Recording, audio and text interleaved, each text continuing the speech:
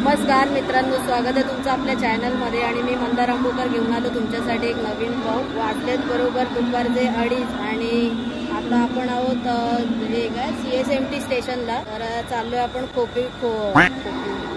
चाललोय आपण खोपोलीला. बोलायची सवय नाही आहे ना, नेहमी चर्चगेट, बँड्रा, दादर हेच बोलायची सवय. तर आता आपण चाललोय खोपोलीला, कारण तिथे आहे श्री गगनगिरी महाराजांचा मठ. आता तुम्हाला सगळ्यांना माहितीच असेल, ज्यांना ज्यांना नाही माहिती त्यांच्यासाठी हा खास व्हिडिओ असणार आहे. थोडा बहुत इन्फॉर्मेटिव्ह पण असणार आहे. तर मी कधी बघितलेलं, कधी चुकून नाही गेलो. मागे एकदा गेलो होतो खोपोलीला, बस तेवढाच. आता झालं असं की या CSMT स्टेशनवर सीट्स खूप कमी आहेत, खूप म्हणजे कशातच नाहीयेत बसण्यासाठी. इकडे ट्रेन लागले तर ते ट्रेन मध्ये जाऊन बसलो, पण ट्रेन सुटायची कधी काय कळणार नाही. त्याच्यामुळे ताईला म्हटलं की ताई प्लॅटफॉर्म पण एकदम साफ सुथरा आहे, बघ ना एकदम. अरे ह्याच्यात बघितलं ना, आमच्या भावाचा विचार असा आहे की खाली मांडी टाकून बसायचं, टेन्शनच नाही आणि बसूया बाहेर. गावठी बोलते सबको बोलते, लाजने का क्या दोस्तों, नहीं क्या सीट किधर से लाएगा बंदा है, किधर से लाएगा. तर आम्ही बसतोय आता खाली, दोस्तों पर्यायही नाहीये.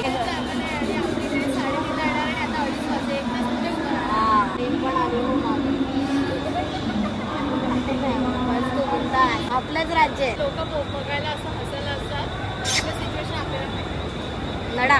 आई शपथ, समोर ट्रेन लागले आणि आम्ही इथेच बसलोय अजून. भाई साहेब, अबे साले, ट्रेन इथे लागले आणि आम्ही तिथे 12 कोसावर बसलोय. आणि ताईंचं लक्ष गेलं, बाय की ट्रेन लागली. हा, मी बोललो की 3:10ची आहे आणि जस्ट 2:58 झाले होते. भाई साहब, आज तो विषय लवण्या होता. जर ही ट्रेन सुटली असती ना, घरका रस्ता पे 100.525. आई शपथ यार, कसलं पळत आलोय आणि आपण तिथे बिंदासपणे बसलेलो आहे. आजचा आपला जो विषय आहे ना, तो एकदम काटावर होतो. घड्याळाच्या काट्यावर आपण चालतो प्रॉपर.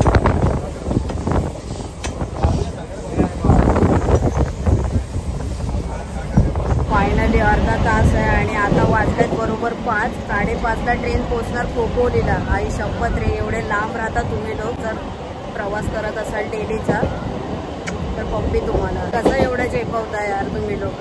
एक तर ट्रेन पण टायमावर नाही, काय नाही, समजू शकतो मी.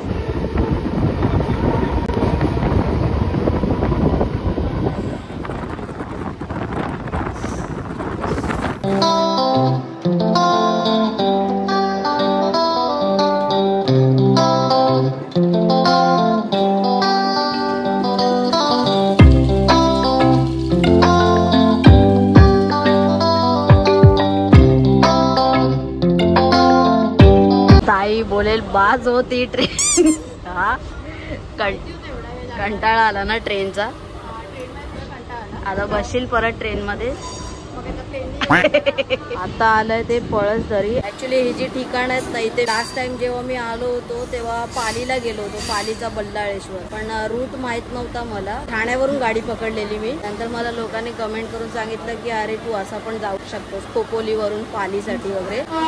तर प्रवास जास्त करत नाही लांबचा, त्याच्यामुळे कसं माहित नाही. हळूहळू त्या गोष्टी पण मला जरा एक्सप्लोर करायच्या आहेत, म्हणजे त्याचं ज्ञान घ्यायचं आहे. बाय द वे नजारे तर हाय मैं रब्बा जोगी, प्रॉपर रब्बा जोगी. विषय आहे का, तोडत नाही भाई, तोड.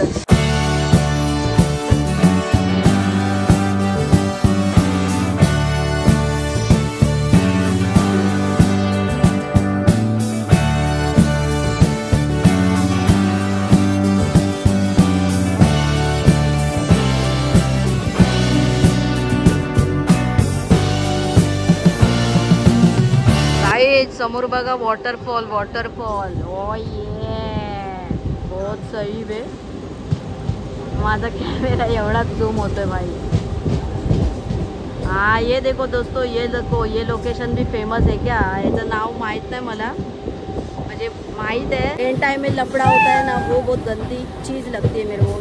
तिथून ट्रेन जाते भाई आणि तिथून ट्रेक करून पण जाऊ शकतो. तो जो वॉटरफॉल पडतोय ना समोर, हा जो समोर वॉटरफॉल पडतोय ना त्याच्या त्या साईडला पण जाऊ शकतो. फायनली तुम्हारा भाई खोपोली के दिल में आ गेला आहे. बाप रे, बघा मित्रांनो, अख्खा गावच उठून आलाय.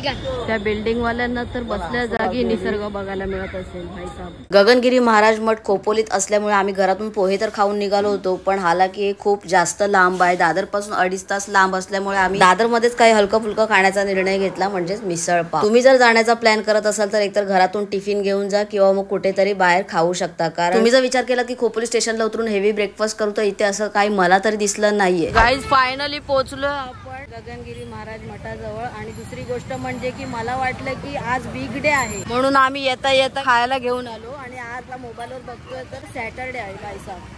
बताइए तो अभी क्या ही कर सकते. आणि हे जे इथे सगळे स्टॉल्स आहेत ते वीकडेजला नसतात, ही गोष्ट जरा लक्षात ठेवा. माकड बघा वन साइड आनंद घेतो ना का माझा माकड.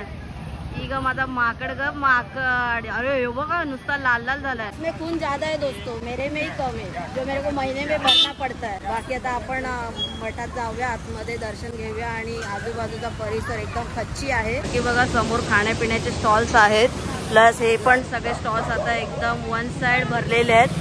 फक्त वीकडेजला नसतात, हे गोष्ट लक्षात ठेवा. वीकडेज में कुछ नहीं मिलने वाला इधर. आई साहब, ते काका बघा, पहिले नदीला सोडा, काकांना इज्जत द्या. काका लव यू, एक नंबर काम करताय. काका बघा पक्की साफसफाई करतायत. काकाकडून मोटिवेशन घ्या. म्हणून माझा एकच मोटिव असतो, निदान जे मला तरी बघतायत ना, ऍटलीस्ट त्याने तरी सुधरावं. मी म्हणेन माझ्यामुळे 5 जण तरी सुधारली. बघा ना, काकांना वन साइड साफसफाई चालू आहे. काकांना साफसफाई करायला लागते, याचा अर्थ काय? अबे साले, अजून आपण पण सुधरत नाहीये, हा त्याचा अर्थ आहे. नशिबादी एवढ्या वर्षाची नदी तरी साफसुथरी वाहते. बाय गेले तर तिला पण नाला बनायला वेळ नसता लागला. चला, माझा आता 2 शब्द इथेच संपवतो. आता 2 गोडव्याचे शब्द चालू करतो. भाई तेव्हा ना समोर तर बाई ग बाई, हा मंदिरातून. अजून तर आपण पावसाळ्यात आलो नाही ना, ते चारो तरफ धबधबे बघायला मिळाले असेल. बघा ना, मंदिर तर बघा एक नंबर वाटतंय. बघा इथे कचरा होता, सगळं क्लीनअप झाला बघा. नुसती स्वच्छता मोहीम मित्रांनो. काका लव यू, काय तुम्हाला इज्जत.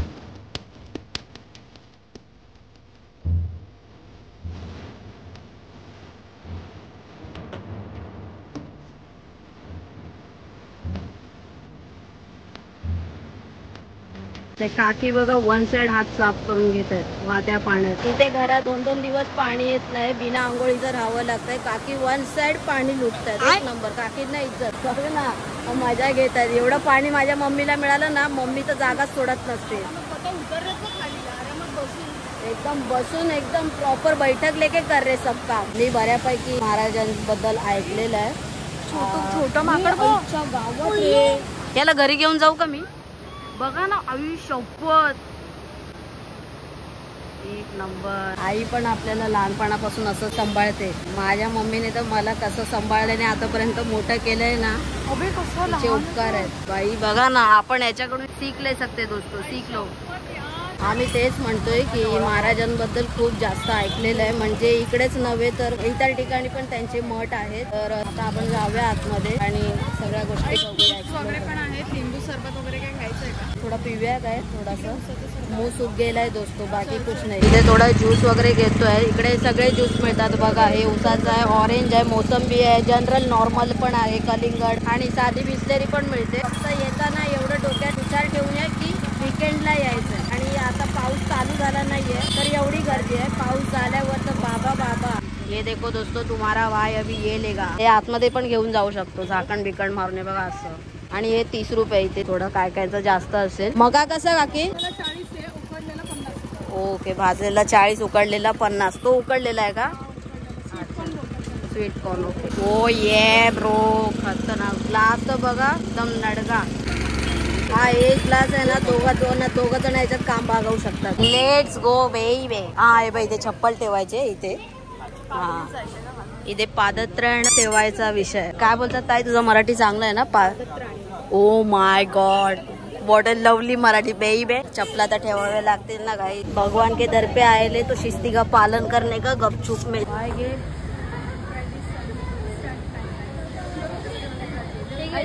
हे बाई इथे पायावर पाणी घ्यायचं भरपूर मंदिरामध्ये आणि मस्जिदीमध्ये पण असते अशी सिस्टम पायावर पाणी टाकून जायला. इसके पीछे का लॉजिक ये की आपण किधर से भरकट के आगे जे भगवान के दर पे तर तिथे शुद्धीकरण करून जायचं असाच विषय. बाकी काय डीपली विषय नाही एवढा. Let's go baby. मस्त वाटतं रे मला ते लाल लाल स्ट्रक्चर बघून ना गणपतीपुळ्याची आठवण आली. गणपतीपुळे मंदिर पण असंच बांधलं पाहिजे जरा मोठं. खूप छोटे. खोपोली स्टेशन पासून खूपच जवळ असलेला हा गगनगिरी महाराज मठ स्टेशन पासून चालत 10 ते 15 मिनिटावर तर रिक्षाने अवघ्या 5 मिनिटावर आहे. ट्रेनने वांगणी ते खोपोली दरम्यान भाईसाहेब एवढे सुंदर सुंदर नजारे पाहायला मिळाले की आई बता. ट्रेनच्या दोन्ही साईडला जेवढं बघावं तेवढं कमी वाटत होतं. कारण भाई सगळीकडे हिरवळ, धबधबे, नद्या, वळ्यासोबत रिमझिम पाऊस. यामुळे मंदिरातलं वातावरण अजूनच खूप छान झालं होतं. मंदिराला बाहेर बघूनच एवढं सुंदर वाटत होतं. म्हणून मठाच्या आतमध्ये गेलो तर खूपच सुंदर आणि अतिशय शांत वातावरण बघायला मिळालं. मुख्य म्हणजे बघायला मिळतं सगळे शिस्तीचं पालन करत होते. हे जे दृश्य आहे ना बाई, हे जे दृश्य आहे ना एक नंबर दृश्य आहे बाई. दिल जिंकले बघ ना. आई शपथ यार एक नंबर ना. आता हे लावलं तर काय माहित नाही पण ठीक आहे बघ थोडस ट्राय कर. वाटत तर नाही. पावसाळ्यात येत असेल ना वरती भाई 100%. हा बघा इथे लिहूनच ठेवलेलं आहे कायदेशीर पालन करणे काय.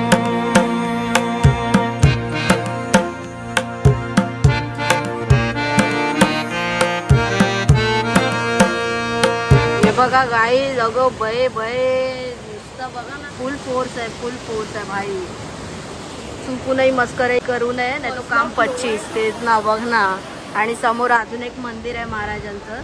हे देखो ना दोस्तो आईच्या गावात पाणी बघूनच धडकी भरते. आणि अशा ठिकाणी मम्मीला जर दिसलं तर तिकडनं येईल मम्मी इकडे मला वाचवायला. बघा ना केवढा आहे आई शपथ एक नंबर. आणि व्ह्यू बघा वाव.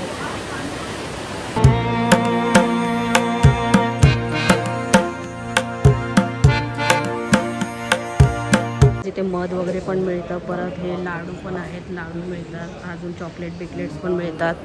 असे पुस्तकं वगैरे पण मिळतात. गगनगिरी महाराज हे भारतातील योगी संत नाथपंथीत हट्ट योगी व जलतपस्वी म्हणून देशभरातील साधू संतांमध्ये विख्यात होते. महाराजांना दत्तांचा अवतार म्हणून सुद्धा समजतात. मी जसं म्हटल्याप्रमाणे त्यांना दत्तांचा अवतार सुद्धा समजला जातो त्यासाठीच कारण 30 नोव्हेंबर 1906 मध्ये त्यांचा जन्म झाला. ते पण दत्त जयंतीच्या दिवशी. मगाशी म्हटल्याप्रमाणे की इतर ठिकाणी पण महाराजांचे मठ आहेत ज्यापैकी खोपोली, किल्ले गगनगड, दाजीपूर, नागार्जुन सागर, मनोरी तीर्थक्षेत्र, राजापूर, सोलगाव, आंबोळगड इत्यादी अशा भारतातल्या असंख्य ठिकाणी महाराजांचे मंदिर मठ आहे. त्यांचा मूळचा जन्म सातारा जिल्ह्यातील पाटण तालुक्यातला. असं म्हणतात की लहानपणापासूनच त्यांना ईश्वर प्राप्तीची ओढ होती. म्हणूनच वयाच्या 6व्या वर्षी त्यांनी त्यांचं घर सोडलं. हळूहळू त्यांनी पायी भारत भ्रमंती पण सुरू केली ज्याच्यामध्ये काश्मीर, लडाख येथील हिमालयातून ते सिंधू नदीच्या खोऱ्यातून भ्रमण करीत करीत हिमाचल प्रदेश ओलांडून बद्रीनाथला आले. बाप रे. असं बघायला गेलं तर त्यांनी खूप काय काय केलं. पण ह्या नदीबद्दल एक वैशिष्ट्य सांगायचं झालं तर सिद्धयोगी गगनगिरी महाराज यांनी रायगड जिल्ह्यातील खोपोली येथील गगनगिरी महाराज योगा आश्रम, पाताळगंगा तीर्थक्षेत्र ही जी नदी बघतात तिला पाताळगंगा बोलतात. या आश्रमाच्या पर्णकुटी 4 फेब्रुवारी 2008 म्हणजे जास्त काळ झाला नाहीये पहाटे सकाळी 3:30 वाजता त्यांनी त्यांचा देह ठेवला. बाकी तुम्ही पुढे वाचाल तर तुम्हाला समजेलच. योगा करायचे ते योग शिबिर पण भरतात बघा. आणि आज स्पेशली योगा डे आहे. आणि समोर तिथे डायलिसिस साठी वगैरे आहे. मोफत औषधोपचार परत होमिओपॅथिक पण आहे. आयुर्वेदिक उपचार वगैरे इथे होतात. भाई बघ ना काय वाटतंय.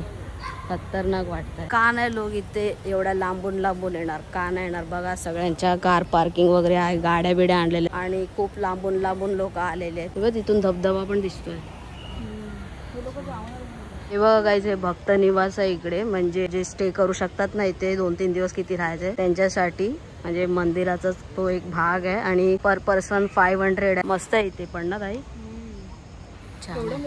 आणि आता मेन तर गुहा दर्शन करायचं होतं. वरती एक गुहा आहे पण ते 5 वाजेपर्यंतच असतं. अभी तो 6:45 बजे आहे भैया. इथे मसाज सेंटर पण आहे. सकाळी 7 ते 11 पर्यंत चालू असतं. इथे गायींचा गोठा पण आहे. एक तर बाहेरच आहे. डेंजर दिसते बापरे. एक तर पायात चप्पल नाही घालवलं. मागे बिगे लागले तर रेस कोर्सचा विषय होईल. आणि त्यात तुमचा भाऊ लाल घालून आलेला आहे. मग तर काम 25. हा सुटी गयो भैया सुटी गयो. बघ ना भाई तो धबधबा बघ. तो समोर बघ. शपथ रे एक नंबर. ते मगाशी आपण बघितलं बघ ट्रेन मधून येतं ना काय तो. चला मित्रांनो, जसं मगाशी मी सांगितलं की ते 5 वाजेपर्यंत चालू असतं. वरती ते गुफा वगैरे आहे. परत एक हेलिपॅड आहे. हेलिपॅड काय आहे, कारण लांब लांबचे जी लोक आहे सो त्यांना ते हेलिपॅड बनवलेलं आहे.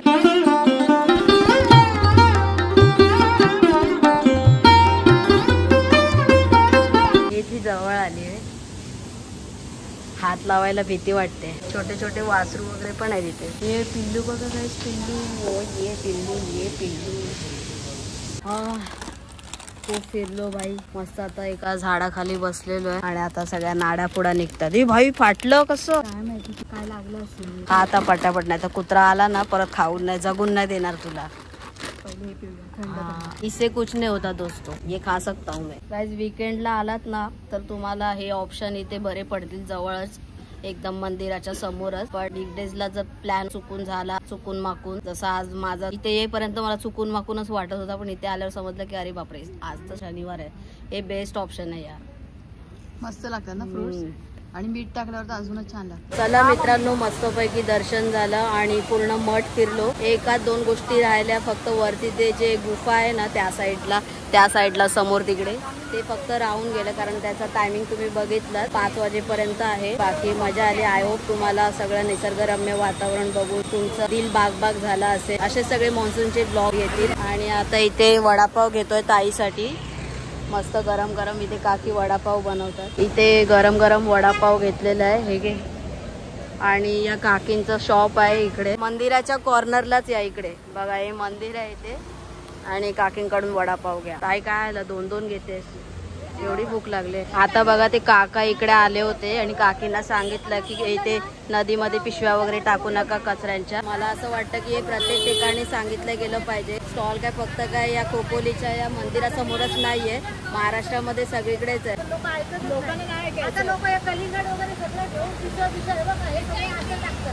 मगाशी साफ करतो बॅगा वगैरे घेऊन जा ना. या पिशव्या नेऊन तिथे राहा. आम्ही सगळा कचरा एका दिवसात अडकून ठेवला. अजिबात टाकत नाही लोक. बरोबर आहे. महानगरपालिकेने येऊन असं आमच्या एवढ्या तेलाचे पिशव्या सगळं आम्ही बांधून ठेवतो.